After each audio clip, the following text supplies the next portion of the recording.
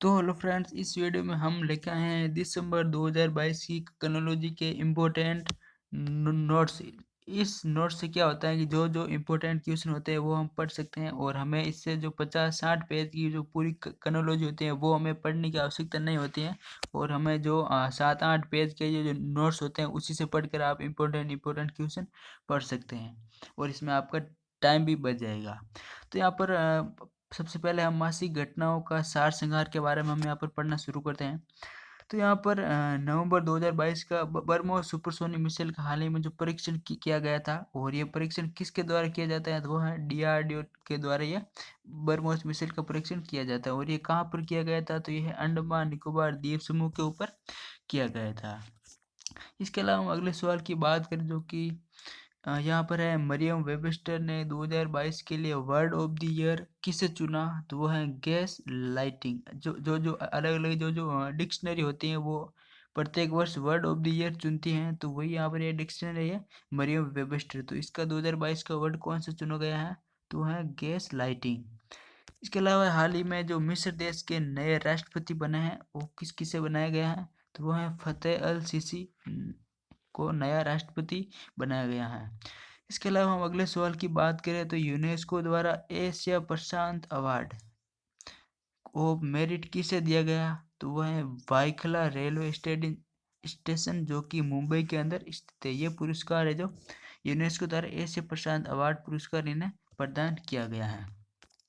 वहीं अगले सवाल की बात करें, ऑस्ट्रिया हिंद युद्ध अभ्यास ये किन किन दो देशों के बीच किया जा रहा है तो ये भारत और ऑस्ट्रेलिया के बीच किया जा रहा है। और इसका आयोजन कहाँ पर किया गया तो यह जो बीकानेर राजस्थान के अंदर इसका आयोजन किया गया है। और ये किस प्रकार का है तो ये थल सेना का यह एक युद्ध अभ्यास है। ऑस्ट्रिया हिंद युद्ध अभ्यास किन देशों के बीच है तो भारत और ऑस्ट्रेलिया के बीच हो जाएगा। अगला यहाँ पर दिवस से संबंधित है, वो है राष्ट्रीय अंगदान दिवस कब मनाया जाता है तो वो हो जाएगा 27 नवंबर को मनाया जाता है। और यहाँ पर अगले सवाल की हम बात करें तो वह है 41वां अंतर्राष्ट्रीय व्यापार मेला हाल ही में कहाँ पर आयोजित किया गया था तो वह है नई दिल्ली के अंदर आयोजित किया गया था। वहीं बात करें अंतर्राष्ट्रीय गीता महोत्सव अभी जो हाल ही में आयोजित किया गया था वो कहाँ पर आयोजित किया गया था कुरुक्षेत्र। और कुरुक्षेत्र कहाँ पर है तो HR यानी ये हरियाणा के अंदर स्थित है। यानी कि अंतर्राष्ट्रीय गीता महोत्सव का 2022 का कहाँ पर आयोजन किया गया था हरियाणा कुरुक्षेत्र के अंदर आयोजित किया गया था। अगले सवाल की बात करें तो हाल ही में आपको पता ही होगा राष्ट्रीय विधिक सेवा प्राधिकरण के नए अध्यक्ष बनाए गए हैं, तो वो किसे बनाए गए हैं तो वह संजय किशन कौल को यहाँ पर नया अध्यक्ष बनाया गया है।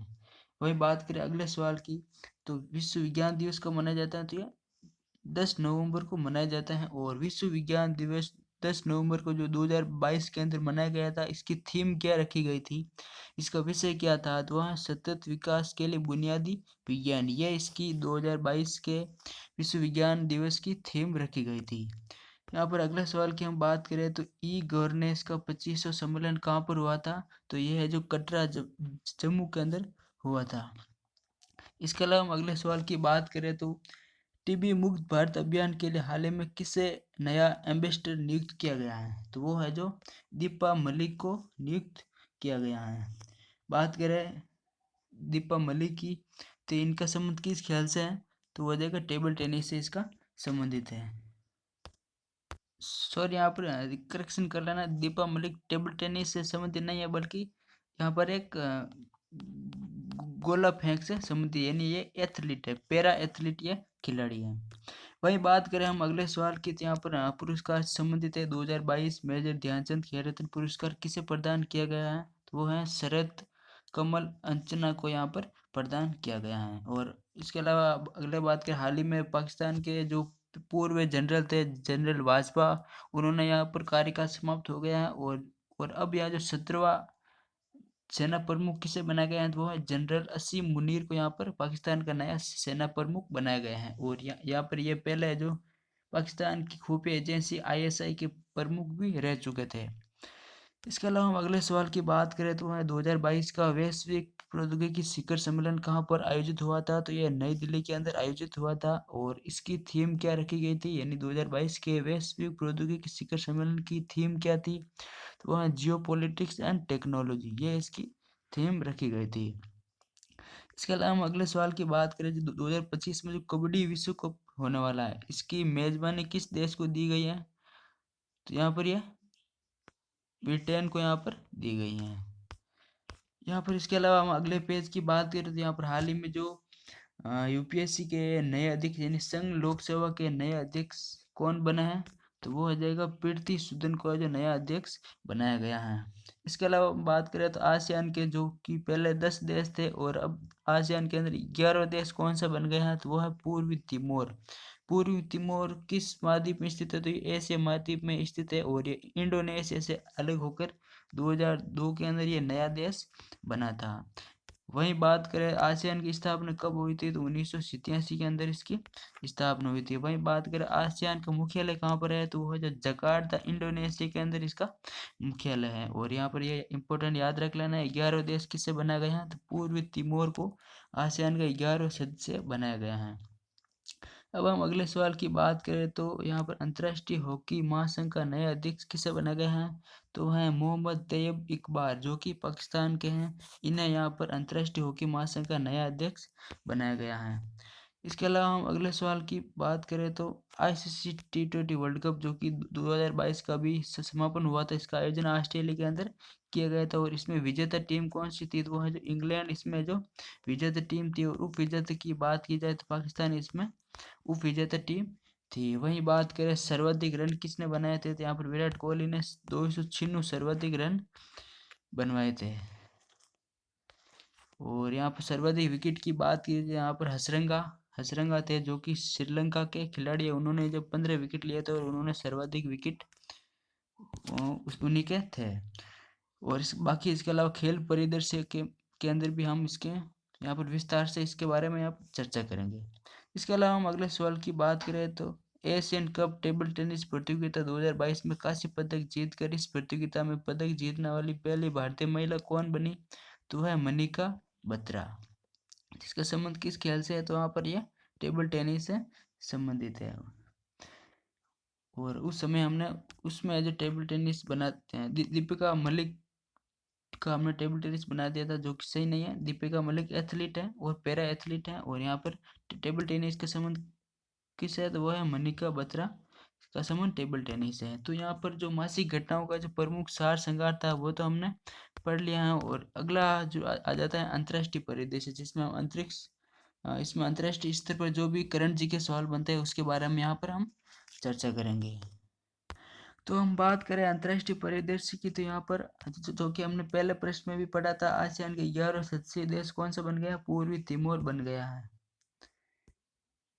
और यहाँ पर आसियान की स्थापना जो कि मैंने पहले प्रश्न पर थोड़ी गलत बता दी थी, यहाँ पर 1987 बता दी थी, जो कि गलत था। यहाँ पर 1967 यहाँ पर करेक्शन कर लेना। यहाँ पर बात करें आसियान का सचिवालय कहाँ पर है? तो वो जकार्ता इंडोनेशिया के अंदर है। और 2022 का जो आसियान का सम्मेलन हुआ था, ये कंबोडिया के देश के अंदर हुआ था। और यही इसी सम्मेलन के दौरान ही पूर्वी तिमोर को इसका 11वां सदस्य बनाया गया है। और अगले सवाल की हम बात करें तो किसने इंडोनेशिया के साथ just energy transition partnership launch किया है?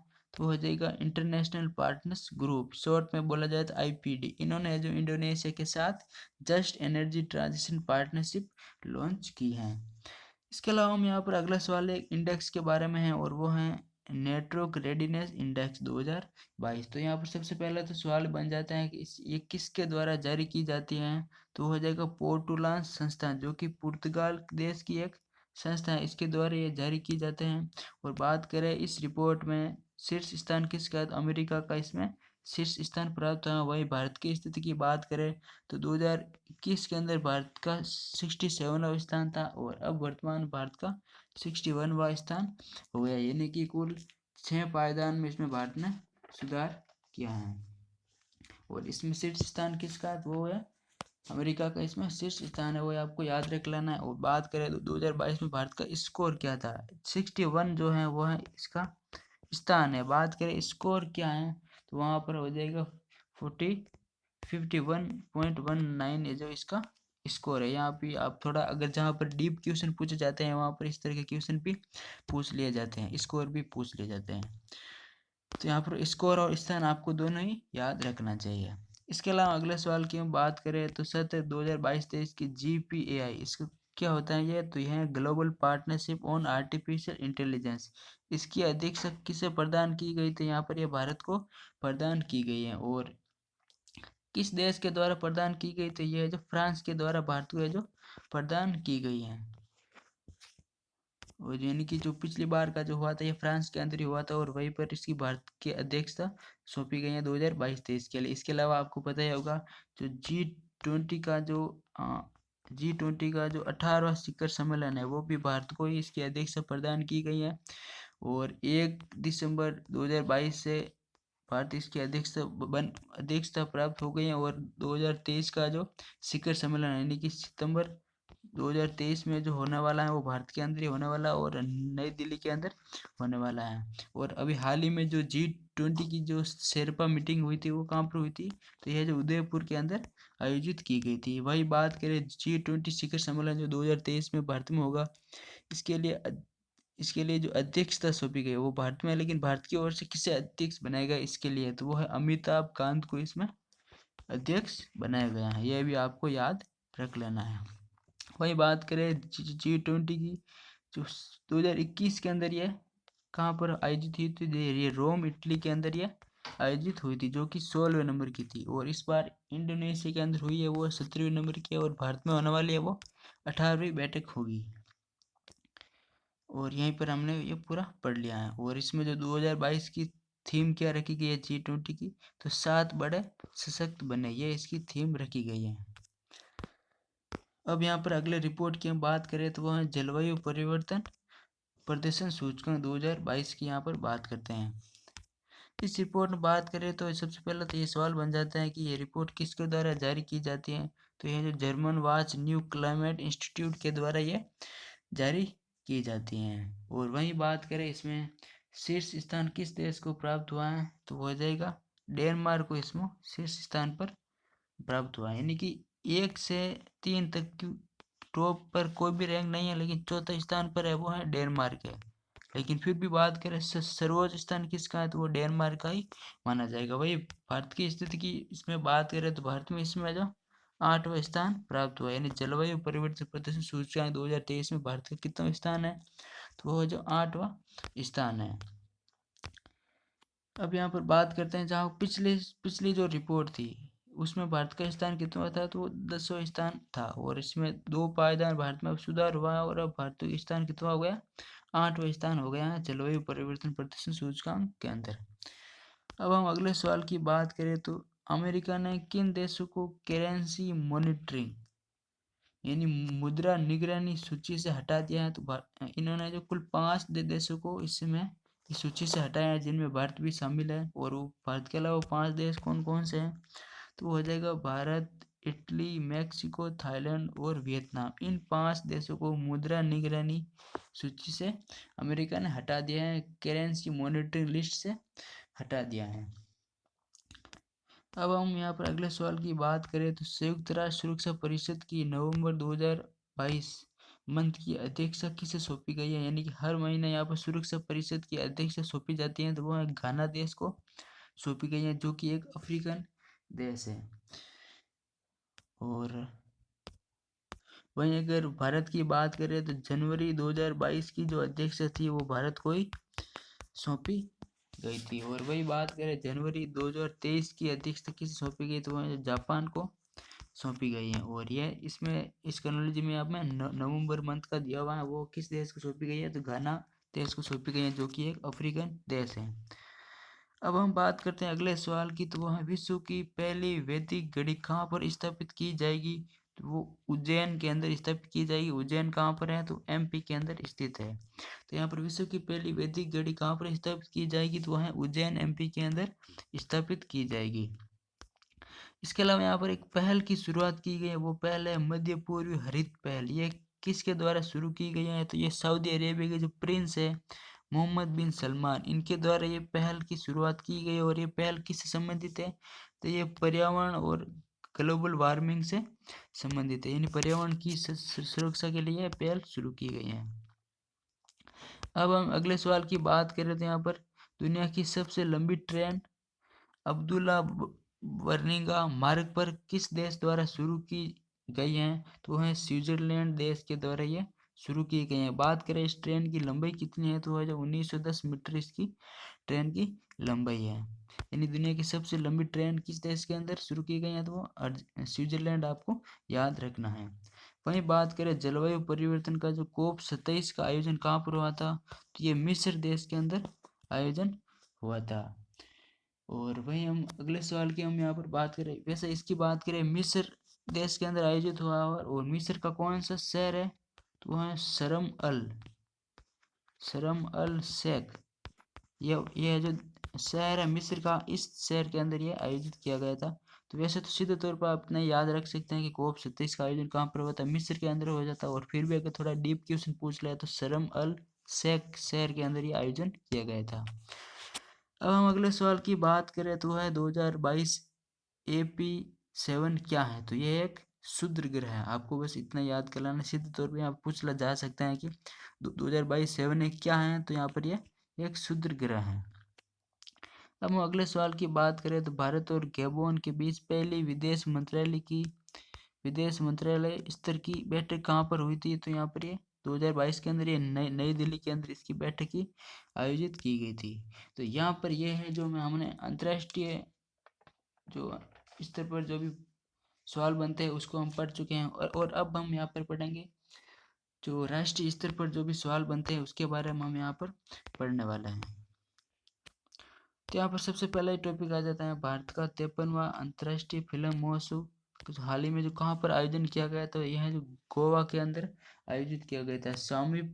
श्यामा प्रसाद मुखर्जी इंटरनेशनल जो स्टेडियम है जो गोवा के अंदर स्थित है, वहाँ पर इसका आयोजन किया गया था। वहीं बात करें 53वां अंतर्राष्ट्रीय फिल्म महोत्सव के अंदर फोकस देश कौन सा था, तो वहाँ यहाँ पर ब्राजील को यहाँ पर फोकस देश रखा गया है।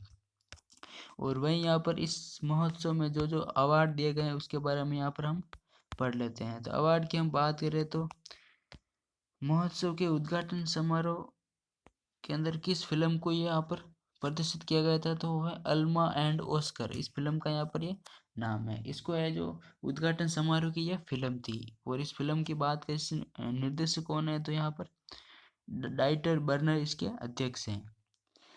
वही हम बात करें तो इंडियन फर्स्ट यानी कि 53वां अंतर्राष्ट्रीय फिल्म महोत्सव के अंदर Indian film personality of the year award 2022 किसे दिया गया था, तो वह जो चिरंजीवी नाम के अभिनेता को यहाँ पर यह पुरस्कार दिया गया था। वहीं यहाँ पर बात करें 53वें अंतर्राष्ट्रीय फिल्म महोत्सव के अंदर सर्वश्रेष्ठ फिल्म का गोल्डन पीकॉक अवार्ड किसे दिया गया था, यानी किस फिल्म को दिया गया था, तो वो है हैव इलेक्ट्रिकल ड्रीम। यह एक पुर्तगाली फिल्म है। इस पुर्तगाल में इसका क्या नाम है, तो वह टेगो सुएनो सेलेक्ट्रिक्रोस। यह जो पुर्तगाली नाम है इसको इंग्लिश में ट्रांसफर करें तो हो जाएगा हैव ए इलेक्ट्रिकल ड्रीम। इस फिल्म को यहाँ पर गोल्डन पीकॉक अवार्ड दिया गया था। वहीं बात करें इसी महोत्सव के अंदर 53वें अंतर्राष्ट्रीय फिल्म महोत्सव के अंदर सत्यजीत रे लाइफ टाइम अचीवमेंट अवार्ड किसे दिया गया था, तो वह कार्लोस सोरा को यहाँ पर दिया गया था, जो कि किस देश के हैं, तो यह स्पेन देश के नागरिक है। इन्हें यहाँ पर सत्यजीत रे लाइफ टाइम अवार्ड दिया गया था। वहीं हम अगले सवाल की बात करें तो वह कामोंग जल विद्युत परियोजना का हाल ही में उद्घाटन कहाँ पर किया गया था, तो वह अरुणाचल प्रदेश के अंदर किया गया था। कामोंग जिला अरुणाचल प्रदेश के अंदर ये जल विद्युत परियोजना स्थापित की गई है। वही बात करें हाल ही में जो संसद में बिल पास किया गया था, मतलब एक पहल की शुरुआत की गई थी, तो वह भारत की पहली आत्महत्या रोकथाम नीति प्रदर्शन किसके द्वारा शुरू की, यानी किस मंत्रालय के द्वारा शुरू की गई थी, तो वह जो केंद्रीय स्वास्थ्य मंत्रालय के द्वारा इस पहल की शुरुआत की गई है। वही हम अगले सवाल की बात करें तो तमिलनाडु का पहला जैव विविधता स्थल कौन सा है, तो वह अरिटापट्टी जैव विविधता क्षेत्र, जो कि तमिलनाडु के अंदर मदुरई जिले के अंदर स्थित है। और यहाँ पर यही है जो तमिलनाडु का पहला जैव विविधता स्थल घोषित किया गया है। क्या नाम है पूरा इसका, तो है अरिटापट्टी जैव विविधता, जो कि मदुरई के अंदर स्थित है। यहाँ पर हम अगले सवाल की बात करें तो है यूरोपियन संघ ने किसके साथ IOC पर हस्ताक्षर किया है, तो वह नहीं भारत के साथ किए हैं। वही बात करें हम, अगर बात करें यूरोपियन संघ की अध्यक्ष कौन है, तो वो हो जाएगा उर्सुला वैन डोर, है उर्सुला वैन वैन डोर। ये है जो वर्तमान में यूरोपियन आयोग की अध्यक्ष है, और यहाँ पर यूरोपियन संघ ने भारत के साथ आईओसी पर हस्ताक्षर किया है।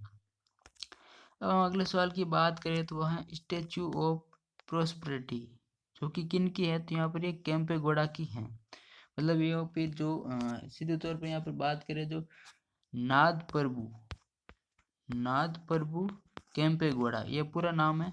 ये है जो बेंगलोर के संस्थापक थे। इन्होंने जो 1537 के अंदर बेंगलोर की स्थापना की थी, बेंगलोर शहर को बसाया था, और उसी की यहाँ पर प्रतिमा बनाई गई है, जिसका क्या नाम रखा गया है, तो वहाँ स्टैच्यू ऑफ प्रोस्पेरिटी नाम रखा गया है, जो कि कहाँ पर स्थापित की गई है, तो बेंगलोर कर्नाटक के अंदर ही स्थापित की गई है। बात करें इसकी ऊंचाई कितनी है, तो 108 फीट इसकी ऊंचाई है, यानी कि और इसका अन्य नाम ये भी हो सकता है कि नान प्रभु केम्पेगौड़ा की प्रतिमा, ये भी इसका अन्य नाम हो सकता है, जो कि कहाँ पर स्थापित की गई है, तो बेंगलोर के अंदर स्थापित की गई है। भाई हम अगले सवाल की बात करें तो देश की 5वीं वंदे भारत ट्रेन कहाँ पर शुरू की गई हाल ही में, तो वह बेंगलोर कर्नाटक के अंदर शुरू की गई है। वहीं बात करें केम्पेगौड़ा, नाद प्रभु केम्पेगौड़ा अंतर्राष्ट्रीय हवाई अड्डा कहाँ पर स्थित है, तो ये भी बेंगलोर के अंदर स्थित है। और नाद प्रभु की जो मूर्ति मतलब प्रतिमा कौन सी है, तो वहाँ स्टैच्यू ऑफ प्रोस्पेरिटी, जो कि कितने फीट ऊंचाई है, 108 फीट ऊंची, अभी हमने देखा था। और यहाँ पर एक कहाँ पर स्थापित की गई थी, बेंगलोर के अंदर स्थापित की गई थी। और केम्पेगौड़ा अंतर्राष्ट्रीय हवाई अड्डा भी कहाँ पर स्थित है, यह भी बेंगलोर के अंदर ही स्थित है। अब हम अगले सवाल की बात करें तो विश्व की सबसे लंबी रिवर क्रूज यात्रा कहाँ से शुरू की गई है, तो यह जो वाराणसी से शुरू की गई है, जो कि प्रधानमंत्री का संसदीय क्षेत्र भी है वाराणसी यूपी से शुरू की गई, और ये कहाँ से कहाँ तक चलेगी, तो ये वाराणसी से होती हुई ढाका बांग्लादेश से होती हुई डिब्रूगढ़ असम तक ये यात्रा की जाएगी। और ये यात्रा कब शुरू की जाएगी, तो ये जनवरी 2023 के अंदर ये यात्रा शुरू की जाएगी, और जो कि मार्च 2023 तक यह डिब्रूगढ़ असम तक पूरी हो जाएगी। तो यहाँ पर ये याद रख लेना है, सबसे लंबी रिवर क्रूज यात्रा कहाँ से शुरू की जाएगी, तो वाराणसी से शुरू की जाएगी। अब हम अगले सवाल की बात करें तो है विज्ञान आंकड़ों के लिए भंडार का अनावरण कहाँ पर किया जाएगा, तो यहाँ पर ये फरीदाबाद के अंदर इसका अनावरण किया जाएगा। और ये किस मंत्रालय के द्वारा आयोजित किया गया था, तो वह है केंद्रीय विज्ञान एवं प्रौद्योगिकी मंत्रालय के द्वारा इसका जो उद्घाटन किया जाएगा। और ये बात करें वर्तमान में केंद्रीय विज्ञान एवं प्रौद्योगिकी मंत्री कौन है, तो वो हो जाएगा जितेंद्र सिंह, ये जो वर्तमान में केंद्रीय विज्ञान एवं प्रौद्योगिकी मंत्री हैं। और वही बात करें जीव विज्ञान आंकड़ों के लिए भंडार का अनावरण कहाँ किया जाएगा, तो ये जो फरीदाबाद के अंदर इसका उद्घाटन किया जाएगा। वही हम बात करें यहाँ पर मुख्य न्यायाधीश सर्वोच्च न्यायालय से संबंधित यहाँ पर सवाल है EWS यानी कि इकोनॉमिकल वीकर सेक्शन, जो कि जनरल कैटेगरी के अंदर EWS आते हैं। जनरल के अंदर दो कैटेगरी होते हैं, EWS और नॉन EWS।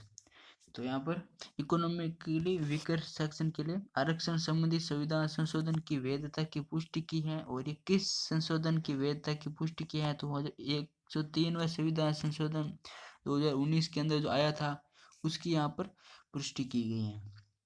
वही हम बात करें सर्वोच्च न्यायालय के वर्तमान मुख्य न्यायाधीश कौन है, वो हो जाएगा यू ललित, वर्तमान में जो सर्वोच्च न्यायालय के मुख्य न्यायाधीश हैं। वही हम अगले सवाल की बात करें तो है डोनी पोर्लो हवाई अड्डा कहाँ पर स्थित है, तो ये ईटानगर अरुणाचल प्रदेश के अंदर स्थित है। यहाँ पर करंट का सवाल नॉर्मली ये बनता है कि यहाँ पर जो अंतर्राष्ट्रीय हवाई अड्डा था, मतलब ईटानगर हवाई अड्डा था, उसका ईटानगर हवाई अड्डा का नाम बदल कर क्या क्या कर दिया गया है वर्तमान में, तो वह डोनी पोलो हवाई अड्डा इसका नाम कर दिया गया है, इसलिए यह वर्तमान में थोड़ा चर्चा में आया है। तो यहाँ पर सीधे तौर पर आपको याद रख लेना है डोनी पोलो हवाई अड्डा यहाँ पर कहाँ पर स्थित है, ईटानगर अरुणाचल प्रदेश के अंदर स्थित है। वहीं हम अन्य की बात करें तो यहाँ पर तेजू हवाई अड्डा, और बात करें पालीघाट हवाई अड्डा। इन दोनों की भी बात करें तो ये भी वर्तमान में यहाँ पर निर्माण किया जा रहा है ना। तो यहाँ पर फिलहाल तो आपको इतना याद रख लेना कि ईटानगर अंतरिक्ष हवाई अड्डे का नाम बदल क्या किया गया है, तो डोनी हवाई अड्डा यहाँ पर नाम रखा गया है। और यहाँ पर यह कहाँ पर स्थित है, तो ईटानगर के अंदर स्थित है। और यहाँ पर ये जो रही बात इनके बारे में हम यहाँ पर चर्चा कर लेते हैं। तेजू और पा, पासीघाट, ये भी अंतर्राष्ट्रीय हवाई अड्डा कहाँ पर स्थित है, ये भी अरुणाचल प्रदेश के अंदर ही स्थित है। दोनों ही आपको साथ साथ में याद रख लेना है। वही बात करें डॉक्टर भीमराव अंबेडकर हवाई अड्डा कहाँ पर स्थित है, जो नागपुर के अंदर स्थित है। सुभाष चंद्र बोस अंतर्राष्ट्रीय हवाई अड्डा कहाँ पर स्थित है, वो जो कोलकाता के अंदर स्थित है। इंदिरा गांधी अंतर्राष्ट्रीय हवाई अड्डा कहाँ पर स्थित है, तो वह जो नई दिल्ली के अंदर स्थित है। छत्रपति शिवाजी अंतर्राष्ट्रीय हवाई अड्डा कहाँ पर स्थित है, तो वह जो मुंबई के अंदर स्थापित है। भाई हम अगले सवाल की बात करें तो उत्तर पूर्व में पहला यूनानी चिकित्सा क्षेत्र कहाँ पर खोला जाएगा, तो वो सिलचर के अंदर खोला जाएगा। और सिलचर कहाँ पर है, तो यह है जो असम के अंदर स्थित है। यानी असम, सिलचर असम के अंदर उत्तर पूर्व में पहला यूनानी चिकित्सा केंद्र खोला जाएगा। और ये किस मंत्रालय के द्वारा खोला जाएगा, तो वह है केंद्रीय आयुष मंत्रालय, बंदरगाह, नौवन एवं जलमार्ग मंत्री जो सर्बानंद सोनोवाल है, उनके द्वारा ये इसका जो लोकार्पण किया गया है। वही हम बात करें भूल भुलैया उद्यान और मियावाकी वन, ये दोनों कहाँ पर स्थित है, तो एकता नगर गुजरात के अंदर ये वर्तमान में स्थित है।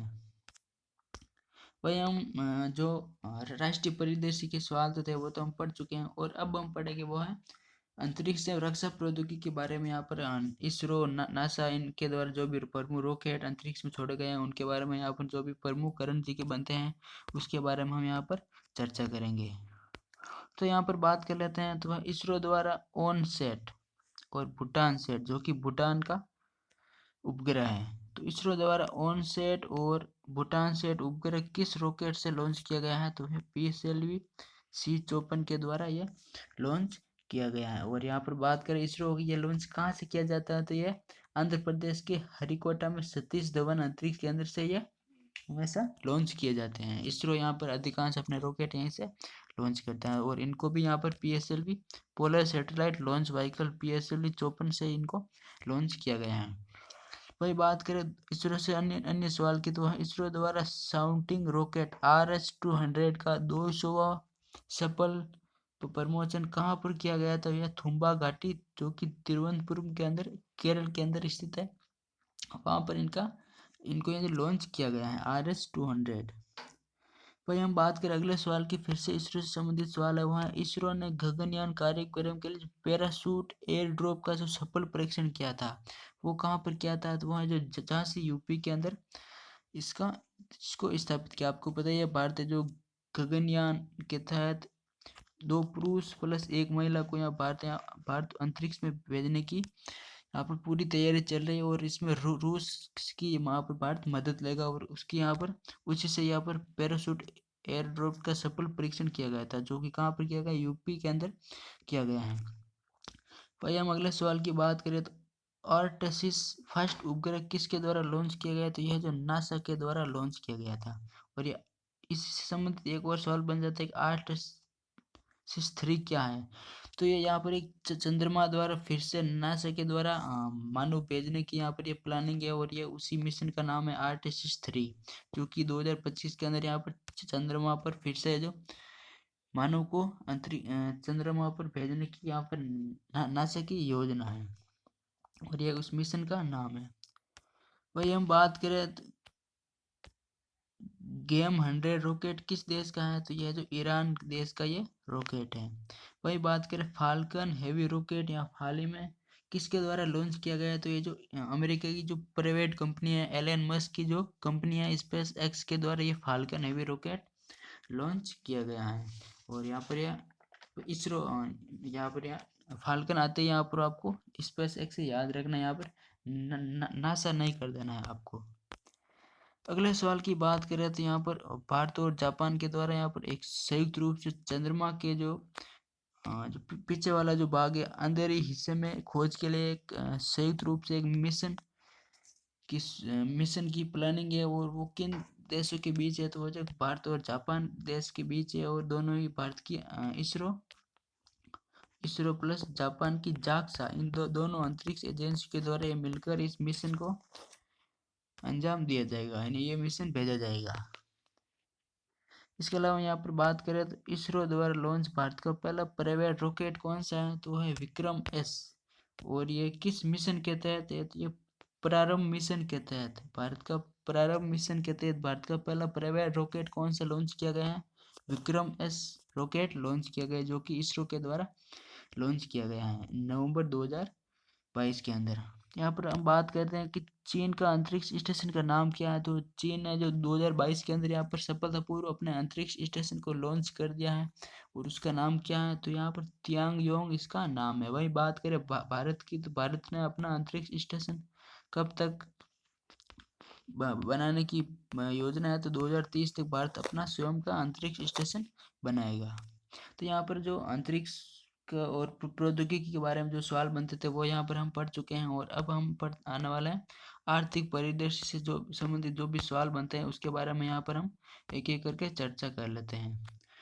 तो यहाँ पर सबसे पहले चर्चा कर लेते हैं कि आरबीआई ने किन दो बैंकों को रूस के साथ रुपए में कारोबार करने की मंजूरी दी है, तो वो हो जाएगा HDFC और कैनरा बैंक। दोनों बैंकों को यहाँ पर मंजूरी दे दी है। अगर बैंकों से संबंधित बात है तो यहाँ पर अगर बात कर लेते हैं भारत में कुल कितने सार्वजनिक बैंक है, प्राइवेट नहीं, सार्वजनिक यानी सरकारी बैंक है जिनके मतलब 50% हिस्सा सरकारी है, मतलब पब्लिक सेक्टर के बैंक कितना है, तो वो हो जाएगा 12 कुल सार्वजनिक बैंक है।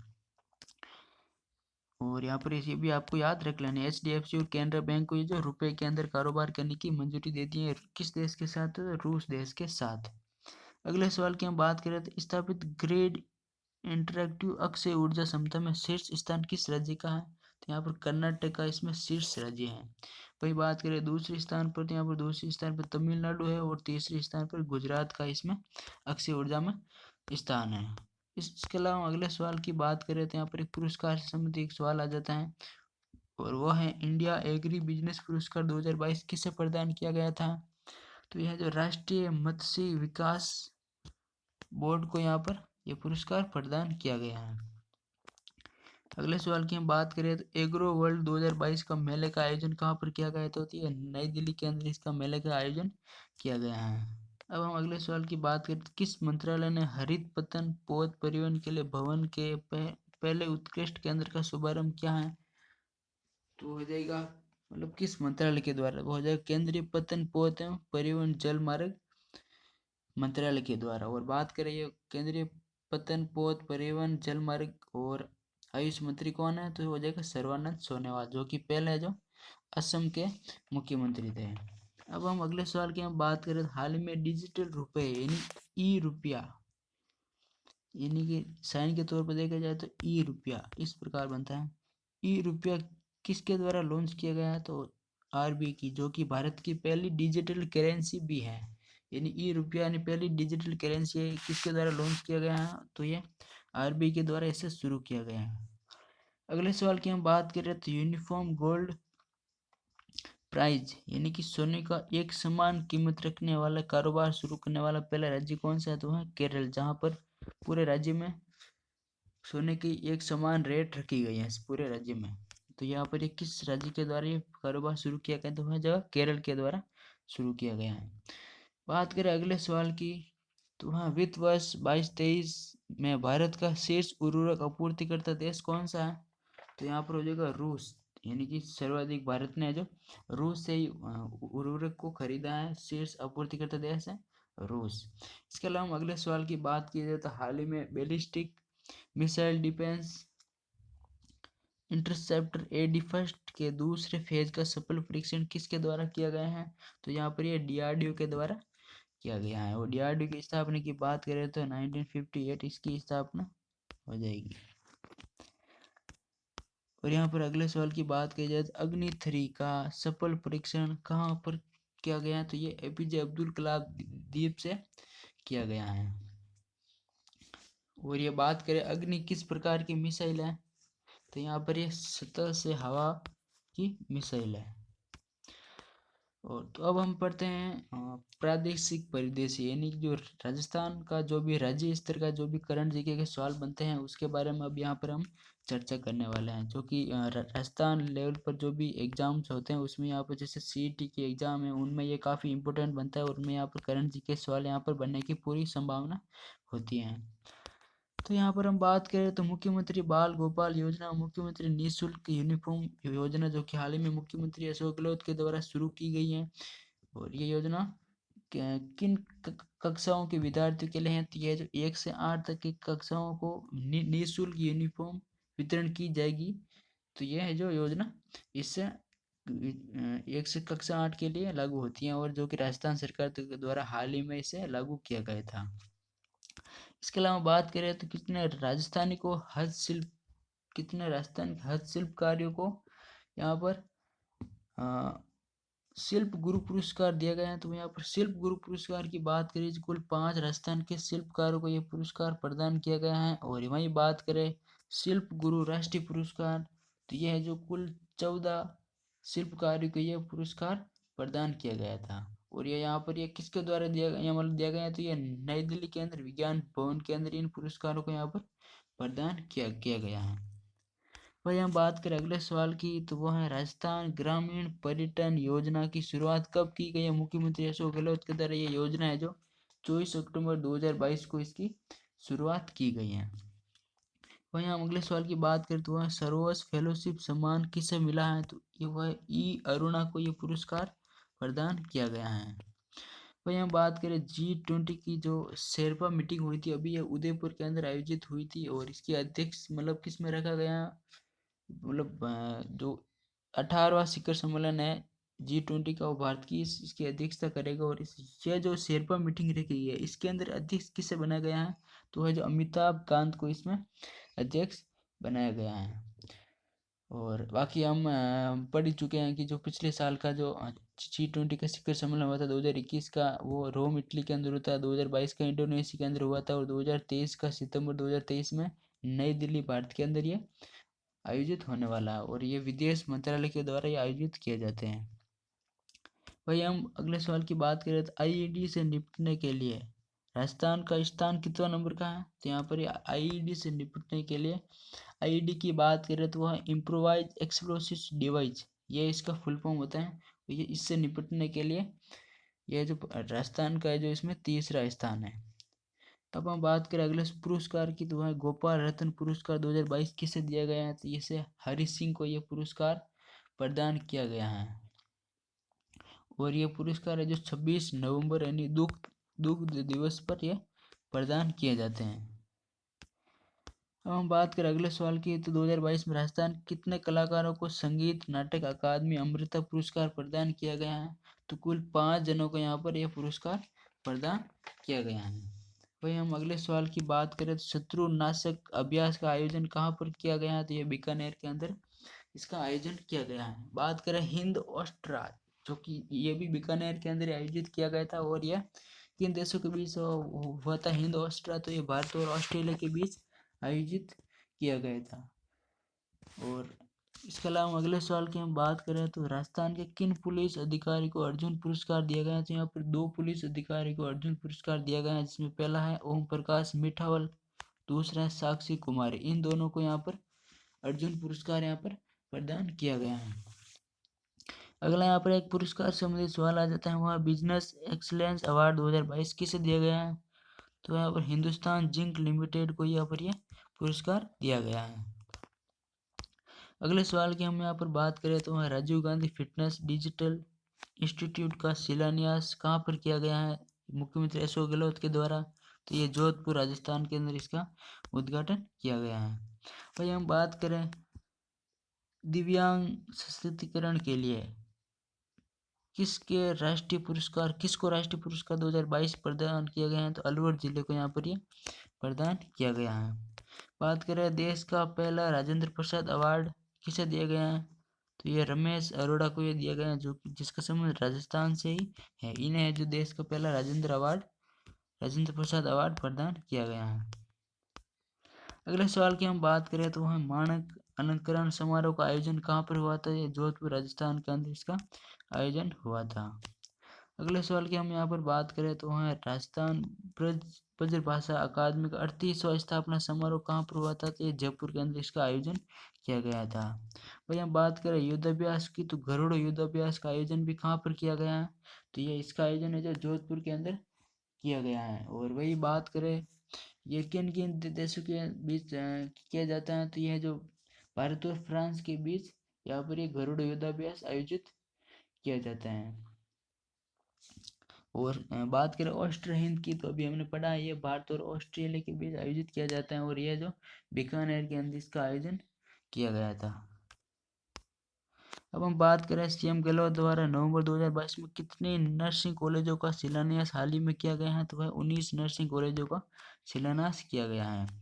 अब हम बात करते हैं लेखा परीक्षा सप्ताह कब से कब तक चलता है, तो ये 21 से 25 नवंबर के बीच ये चलता है। हम राजस्थान से जीके से बात कर रहे हैं, यहाँ पर 56 भोग 2022 का आयोजन कहाँ पर किया गया था, जल महल के अंदर इसका आयोजन किया गया था।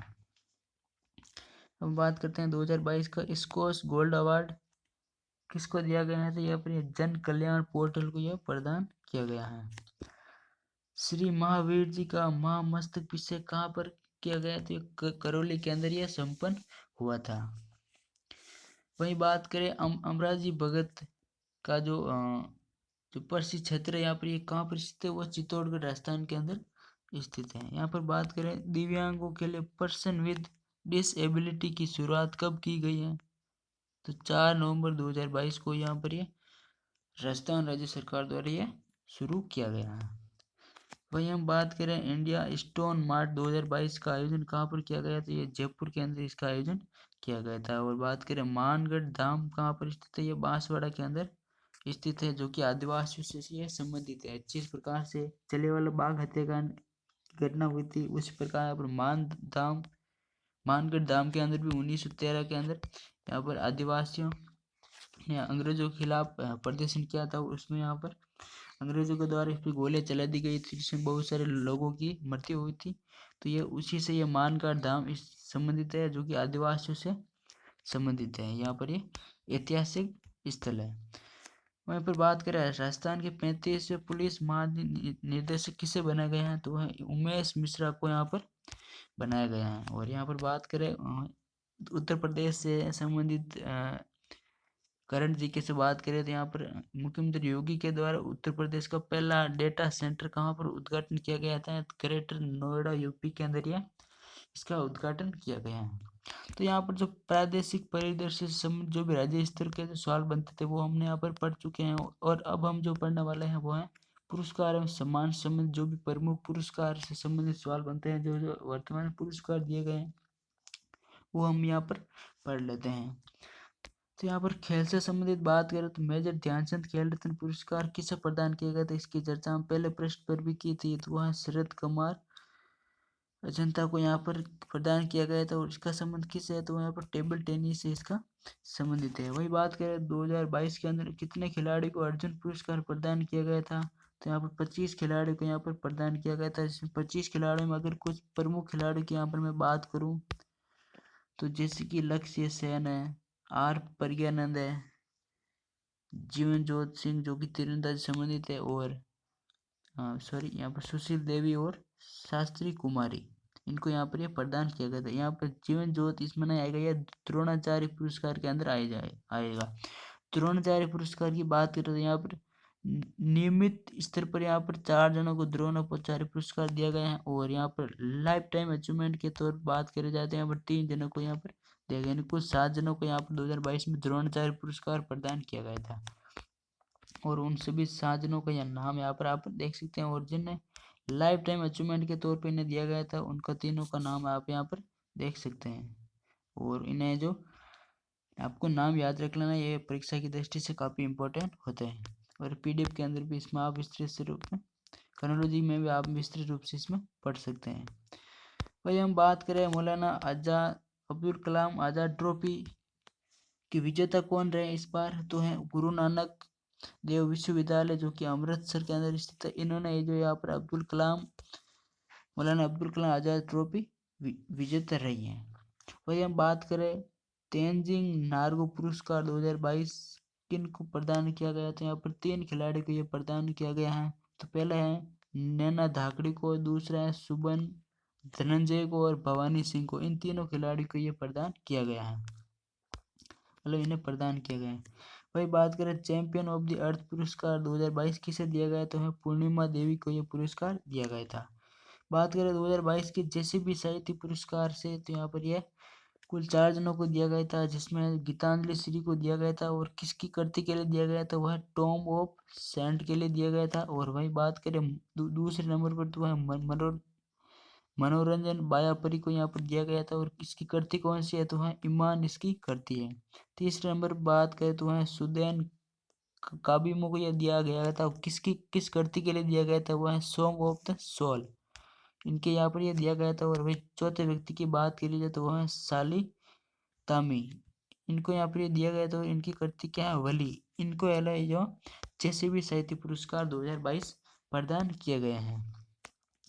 अब हम बात करें अगले पुरस्कार की, तो वो है यूनेस्को मनदीप सिंह अवार्ड 2022 किसे प्रदान किया गया है, तो वह है फ्रेमा सुलेयोंग। इनको है जो ये यूनेस्को मनदीप सिंह अवार्ड 2022 प्रदान किया गया था। वहीं बात करें गांधी मेडल पुरस्कार 2022 किसे प्रदान किया गया है, तो वह दलाई लामा को ये पुरस्कार प्रदान किया गया है। बात करें अगले पुरस्कार की, तो ब्रिटेन का ऑर्डर ऑफ मेरिट पुरस्कार किसे दिया गया है, तो वह वेंकी रामकृष्ण को यह पुरस्कार दिया गया है। बात करें उस्ताद बिस्मिल्लाह खान युवा पुरस्कार कितने जनों को दिया गया है, तो ये 102 कलाकारों को ये पुरस्कार 2022 के अंदर दिया गया है। वही बात करें वन टाइम संगीत नाटक अकादमी अमृत पुरस्कार कितने कलाकारों को दिया गया, तो 86 कलाकारों को ये पुरस्कार प्रदान किया गया है। इसके अलावा बात करें राष्ट्रीय फ्लोरेंस नाइटिंगेल पुरस्कार 2021 में कितने जनों को ये दिया गया है, तो ये 51 नर्सिंग पेशेवरों को ये पुरस्कार दिया गया है। 51 आपको इसमें याद रखना है। राष्ट्रीय फ्लोरेंस नाइटिंगेल पुरस्कार 2021 जो कि इस बार दिया गया है 2022 में, कितने जनों को दिया गया, 51 जनों को दिया गया है।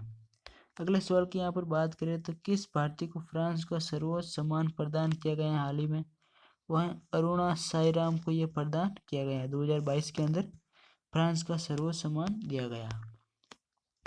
अगले सवाल की हम बात करें डॉक्टर अब्दुल कलाम सेवा पुरस्कार किसे दिया गया है, तो वह रवि कुमार को यह पुरस्कार दिया गया है। सुमित्रा चरद राम पुरस्कार 2022 किसे दिया गया है, तो उमा शंकर को यह प्रदान किया गया है। वही बात करें एजू थाचन पुरस्कार किसे दिया गया है, ए सेतुमान दिया गया है। यानी ये केरल का मलयालम भाषा के अंदर दिया जाने वाला यह सबसे प्रसिद्ध पुरस्कारों में से एक है। क्या नाम है इसका, तो वह एजू थाचन पुरस्कार। और ये इस बार किसे दिया गया है, तो ए सेतु माधव को दिया गया है। ए से आप ए याद रख सकते हैं, इस प्रकार से काफी नाम मिलता जुलता ही है। इस प्रकार ऑप्शन में भी आए तो यहाँ पर ही अगर पढ़ा हुआ होगा तो आसानी से हो जाता है। तो यहाँ पुरस्कार संबंधी जो भी सवाल थे वो हमने पढ़ लिया है। और अब हम बात करते हैं खेल परिदृश्य, जो भी ट्रॉफी हुई स्पोर्ट्स के अंदर जो भी करंट जीके के सवाल बनते हैं उसके बारे में यहाँ पर चर्चा करेंगे। तो सबसे पहले यहाँ पर सवाल बताएं डेविस कप जो कि 2022 के अंदर हुआ था, इसके विजेता कौन रहे हैं, तो ये कनाडा इसकी विजेता रही है। वहीं बात करें उप विजेता की, यहाँ पर ऑस्ट्रेलिया इसकी उप विजेता रही है। और अगले ट्रॉफी की बात करें तो पुरुषों का एटीपी टूर्स फाइनल्स 2022 जो कि कहाँ पर आयोजित किया गया था, ये इटली के अंदर आयोजित किया गया था। और वही बात करें इसकी पुरुष के अंदर विजेता कौन है, तो नवाब जोकोविच इसके विजेता है। वही बात करें पुरुष युगल के अंदर विजेता कौन है, तो वह राजीव राव जो कि यूएसए के हैं, जो सेलिबुरी जो कि ब्रिटेन के हैं। इन्हें यहाँ पर यह पुरस्कार प्रदान किया गया था।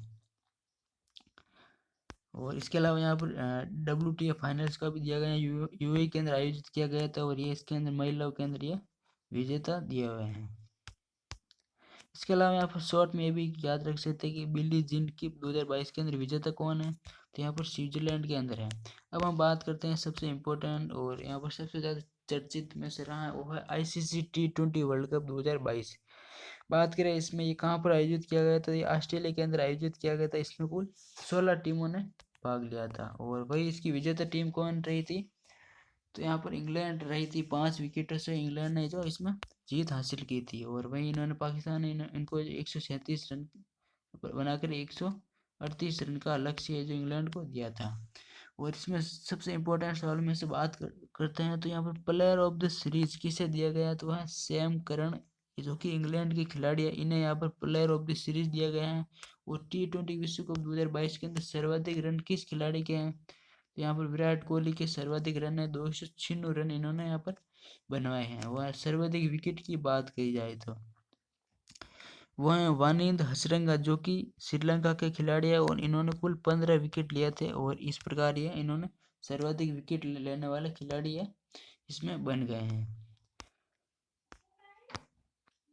इसके अलावा अगले सवाल की बात करें तो वह सैयद मुस्तफा अली ट्रॉफी 2021-22 की विजेता कौन है, तो मुंबई इसकी विजेता है। उप विजेता की बात की जाए तो हिमाचल प्रदेश की उप विजेता हैं। और यहाँ पर आईसीसी संबंधी क्रिकेट का एक और इम्पोर्टेंट सवाल बन जाता है कि आईसीसी के लिए नवंबर month player of the month जो कि हर महीने पुरस्कार दिए जाते हैं, तो नवंबर का प्लेयर ऑफ द मंथ पुरस्कार किसे दिया गया है, तो यहाँ पर यह विराट कोहली को पुरुष के अंदर दिया गया है, जो कि अभी हाल ही में जो आईसीसी T20 विश्व कप में सर्वाधिक बेहतर प्रदर्शन के लिए इन्हें यह पुरस्कार दिया गया है। और वहीं बात करें महिलाओं के अंदर ये पुरस्कार किसे दिया गया है, वह निंदा डार को ये पुरस्कार दिया गया है जो कि पाकिस्तान की क्रिकेटर हैं। इसके अलावा हाल ही में जो 3 खिलाड़ियों को आईसीसी हॉल ऑफ फेम में शामिल किया गया है, उन तीनों खिलाड़ियों के बारे में जहाँ पर जाने तो पहला खिलाड़ी है शिव नारायण चंद्रपुर जो कि वेस्ट इंडीज के खिलाड़ी है। दूसरे खिलाड़ी की बात की जाए तो वह है अब्दुल कादिर जो कि पाकिस्तान के खिलाड़ी है। तीसरे खिलाड़ी की बात की जाए तो वह है चार्लोट एडरसन, ये जो इंग्लैंड के खिलाड़ी। इन तीनों खिलाड़ी को हाल ही में ICC player hall of fame में यहाँ पर 2022 के अंदर शामिल किया गया है। अगले सवाल की हम बात करें तो वह है 21वीं एशियन स्क्वैश टीम चैंपियनशिप 2022 की बात करें तो यहाँ पर पहले तो सवाल ये बनता है कि यह कहाँ पर आयोजित की गई थी, तो यह जो दक्षिणी कोरिया के अंदर इसका आयोजन किया गया था।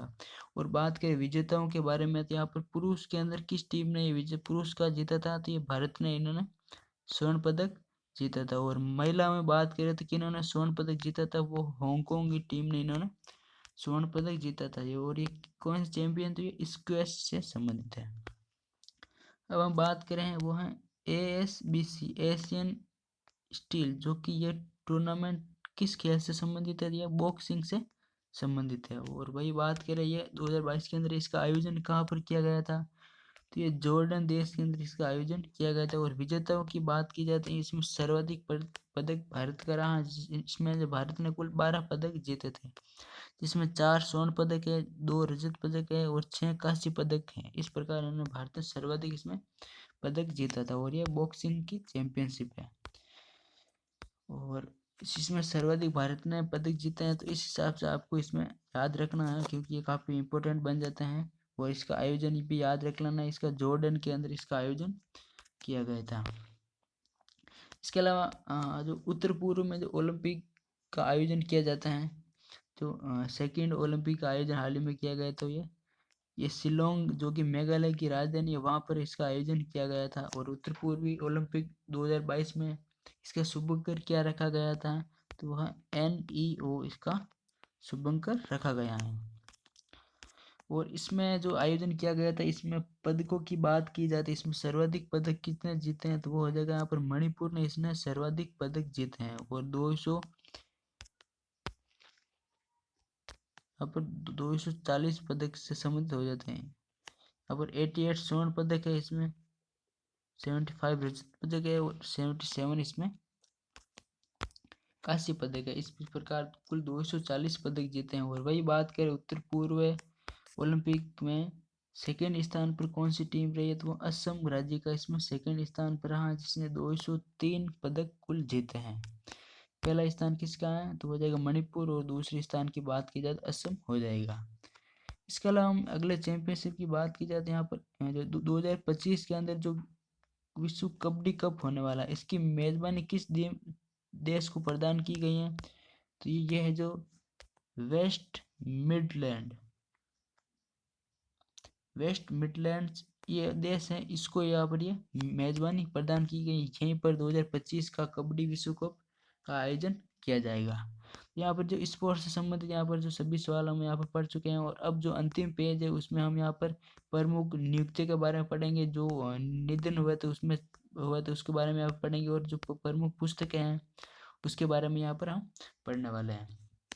तो यहाँ पर प्रमुख नियुक्ति के बारे में बात की जाए तो यहाँ पर विधि आयोग के नए अध्यक्ष हाल ही में किसे नियुक्त किया गया है, तो वह ऋतुराज अवस्थी को यहाँ पर हाल ही में नियुक्त किया गया है। और यहाँ पर बात करें भारत के नए चुनाव आयुक्त कौन बने हैं, तो वह अरुण गोयल यहाँ पर नए चुनाव आयुक्त बने हैं। और वहीं बात करें नीति आयोग के पूर्वकालीन सदस्य किसे नियुक्त किया गया है, तो यहाँ पर अरविंद वीरवा वर्मा को यहाँ पर ये नियुक्त किया गया है। और वहीं बात करें नीति आयोग की स्थापना कब हुई थी, 2015 में हुई थी। और इसकी फुल फॉर्म की बात की जाए तो national institute of transforming India इसकी फुल फॉर्म है। और इसका अध्यक्ष कौन होता है, तो यहाँ पर प्रधानमंत्री इसका अध्यक्ष होता है। और योजना आयोग को नाम बदलकर नीति आयोग किया गया था। और बात करें ये एक असंवैधानिक संस्था है क्योंकि संविधान के अंदर इसका उल्लेख नहीं है, नीति आयोग का उल्लेख नहीं है।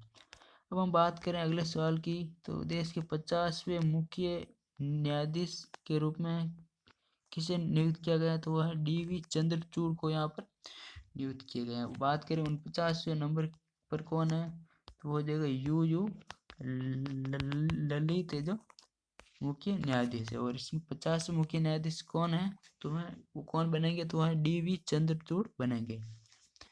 इसके अलावा अगले सवाल की बात की तो राष्ट्रीय स्मारक प्राधिकरण के नए अध्यक्ष यहाँ पर किसे बनाए गए हैं, तो वह किशोर कुमार बासा को इसमें नए अध्यक्ष बनाए गए हैं। किसके बनाए गए हैं, तो वह राष्ट्रीय स्मारक प्राधिकरण। अब हम बात करते हैं अगले सवाल की, तो FHI का नया अध्यक्ष किसे बनाया गया है, तो वहां पर हो जाएगा मोहम्मद तैयब इकराम। इन्हें जो नया अध्यक्ष बनाया गया है। यहाँ पर बात करें इजराइल के नए प्रधानमंत्री कौन बने हैं, तो यहाँ पर जो पहले से जो पहले जो थे बेनेट, वो उनकी जगह वो चुनाव हार गया। और ये जो पहले भी रह चुके हैं अब ये हैं जो बेंजामिन नेतन्याहू है जो अब वापस इजराइल के प्रधानमंत्री बन चुके हैं। इसके अलावा मलेशिया के भी नए प्रधानमंत्री बने हैं, तो कौन बना है, तो वह अनवर इब्राहिम यहाँ पर नए प्रधानमंत्री बने हैं। वहीं हम बात करें अगले सवाल की, तो खाद्य और ग्रामोद्योग आयोग के नए CEO किसे बनाया गया है, तो वहाँ पर विनीत कुमार को इसमें नया CEO बनाया गया है। वहीं बात करें मेटा इंडिया के नए CEO किसे बनाया गया है, तो संध्या देवनाथन को यहाँ पर नया CEO बनाया गया है। और इसके अलावा प्रसार भारती के भी हाल ही में नए CEO बनाए गए हैं, तो वो किसे बनाया गया है, गौरव भारती को यहाँ पर प्रसार भारती का नया CEO बनाए गए हैं। और ICC के नए चेयरमैन बनाए कौन बने, ग्रेग बर्गले यहाँ पर ICC के नए चेयरमैन बने। तो यहाँ पर जो प्रमुख नियुक्ति से संबंधित वहाँ पर हमने पढ़ लिया। और अब जो भी निधन हुआ थे, जो भी चर्चा में रहे थे, उसके बारे में यहाँ पर बात करें तो यहाँ पर पहला था रंगा स्वामी लक्ष्मी नारायण कश्यप। इनका संबंध किससे था, तो ये जो प्रसिद्ध गणितज्ञ थे। और इसके अलावा इन्होंने जो चारों वेद है उनका अंग्रेजी में भी अनुवाद किया था, इसलिए ये प्रसिद्ध है। और इनका जो हाल ही में निधन हो गया, तो यहाँ पर सीधे तौर पर यहाँ पर याद रख लेना, लक्ष्मी नारायण कश्यप का संबंध किससे था, तो ये गणितज्ञ थे। इसके अलावा यहाँ पर अलग महिला की बात करें तो वहाँ इला भट्ट, जो कि क्या थी, एक समाज सेवी थी। और इन्होंने जो संस्था की शुरुआत की थी वह सेवा संस्थान की शुरुआत इन्होंने कब की थी, तो 1972 में इन्होंने जो सेवा संस्थान की शुरुआत की। और इन्होंने जो समाज के लिए हमेशा कार्य किया था। और इन कार्यों के लिए इन्हें जो पुरस्कार भी दिए गए हैं, पुरस्कार की बात करी जाए तो 1977 में रमन मैग्सेसे पुरस्कार भी दिया गया था, जो कि फिलीपींस के अंदर दिया जाता है। और रमन मैग्सेसे किस देश के प्रमुख थे, ये फिलीपींस देश के प्रमुख थे। और ये रमन मैग्सेसे पुरस्कार मनीला फिलीपींस के अंदर ये दिया जाता है। और वही बात करें इन्हें दूसरा पुरस्कार कौन सा मिला, अन्य पुरस्कार, तो वो इंदिरा गांधी पुरस्कार इन्हें कब प्रदान किया गया, तो 2011 के अंदर इन्हें इंदिरा गांधी पुरस्कार भी दिया गया था। अब यहाँ पर जो चर्चित पुस्तकें दी हुई है, इन्हें कुल 3 पुस्तकें हैं इस कनोलॉजी के अंदर। दिसंबर 2022 की कनोलॉजी के अंदर उन पुस्तकों के बारे में यहाँ पर पढ़ा, तो वो पहली पुस्तक है the world a family history, ये पुस्तक है। और इस पुस्तक के लेखक कौन है, तो वहाँ साइमन सेवेग मोटेफियोर, ये इन पुस्तक के जो लेखक हैं। वहीं दूसरी पुस्तक की बात की जाए कि क्रिकेट से संबंधित ये दूसरी पुस्तक है, शेन वाटसन की ये पुस्तक है, जो कि ऑस्ट्रेलिया खिलाड़ी है। क्या पुस्तक है? Winning the inner battle, bring the best version of you to cricket, यानी winning the inner battle bring. अगर आप इतना भी याद रख लेते हैं तो आगे का यहाँ पर आपको समझ में आ जाता है। तो ये जो शेन वाटसन की पुस्तक है, जो कि ऑस्ट्रेलिया के क्रिकेटर थे। वही हम बात करें अंतिम पुस्तक की, तो वह Nalanda until we need again we meet again. ये पुस्तक किसकी है? तो वह गौतम बोरा की ये पुस्तक है। और हम यहाँ पर अंतिम सवाल की बात करें, जो कि हाल ही में एक बैठक की आयोजित की गई थी, वो थी हिंद प्रशांत क्षेत्रीय संवाद यानी इंडो पैसिफिक रीजनल डायलॉग की जो 22वीं बैठक हुई थी, वो कहाँ पर आयोजित की गई थी? नई दिल्ली के अंदर आयोजित की गई थी। तो इस प्रकार हमने दिसंबर 2022 की कॉलोनी के जो प्रमुख नोट्स बनते हैं उसकी हम यहाँ पर चर्चा कर चुके हैं। और वही बात करें इस ये नोट्स, आपको इस नोट्स की पीडीएफ अगर आप चाहिए तो इस यहाँ पर मैंने डिस्क्रिप्शन में एक टेलीग्राम चैनल की लिंक प्रोवाइड कर दूंगा, वहाँ से आप इस पीडीएफ को डाउनलोड कर सकते हैं। बाकी इसी प्रकार अगर आप कनोलॉजी के नोट्स चाहिए तो हमारे चैनल को आप सब्सक्राइब भी कर सकते हैं। यहाँ पर मैं हर महीने कनोलॉजी से रिलेटेड वीडियोज अपलोड करता रहता हूँ। तो फिलहाल इस वीडियो में इतना ही। Thank you.